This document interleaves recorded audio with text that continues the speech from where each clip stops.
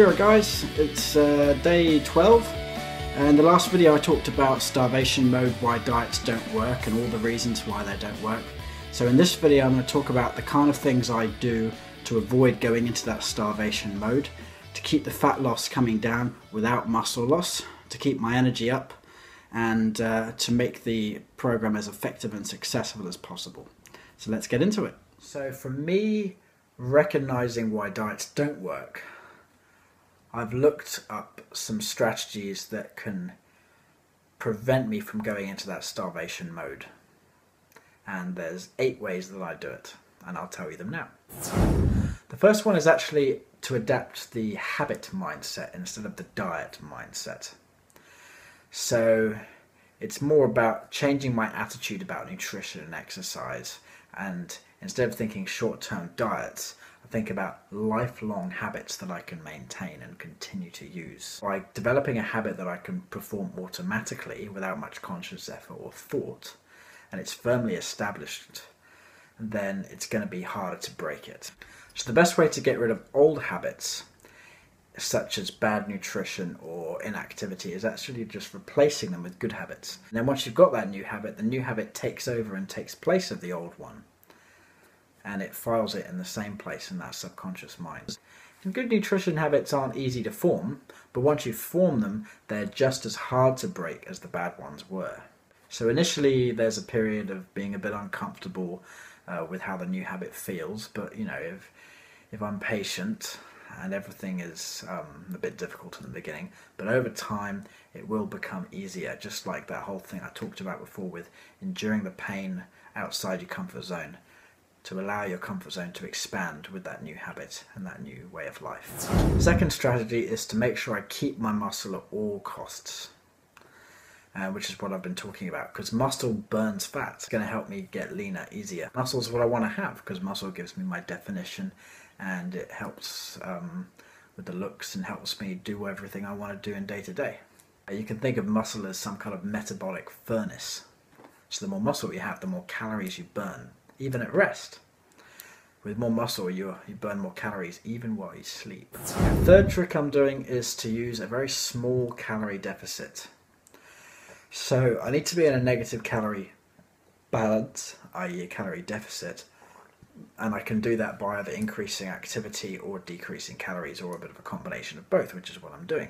And the most commonly recommended guideline is to reduce your calories by about 500 calories a day below your maintenance level. So if you need 2,400 calories a day, which is what I need to maintain my weight, I'm eating 1,900 calories a day, giving me that 500 calorie deficit. So 500 calories per day means 3,500 calorie deficit per week, which is 1 pound per week of mathematical fat loss per week. Number 4 is I'm using exercise to burn off the fat instead of starving the fat. Because we know I can either burn it off or have a calorie deficit by not eating as much, or a combination. But if I eat less, my metabolism slows down. If I do more activity, my metabolism speeds up. So exercise is the better way to get that deficit. Instead of just eating less on its own, exercise is the better way. So exercise improves your metabolic rate. It creates a calorie deficit without triggering your starvation response. It's good for you. Exercise, typically weight training, signals you to keep your muscle and not burn it for energy. So that's going to help prevent muscle loss.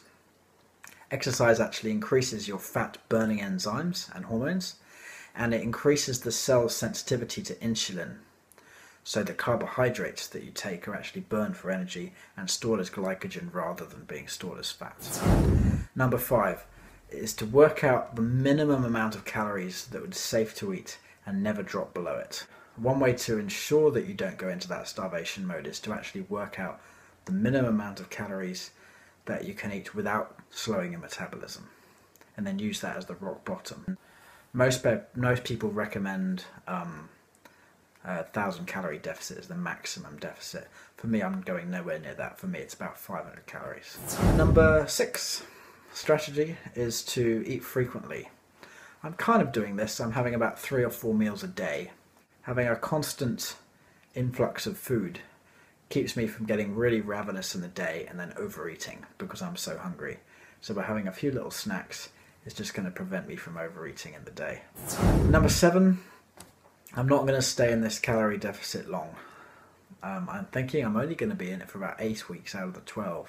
The last 4 are going to be bringing me back up to maintenance, and then even a surplus towards the end to help build muscle while keeping the fat off. And the last strategy is just to be patient, because 8 weeks, 1 to 2 pounds a week is slow.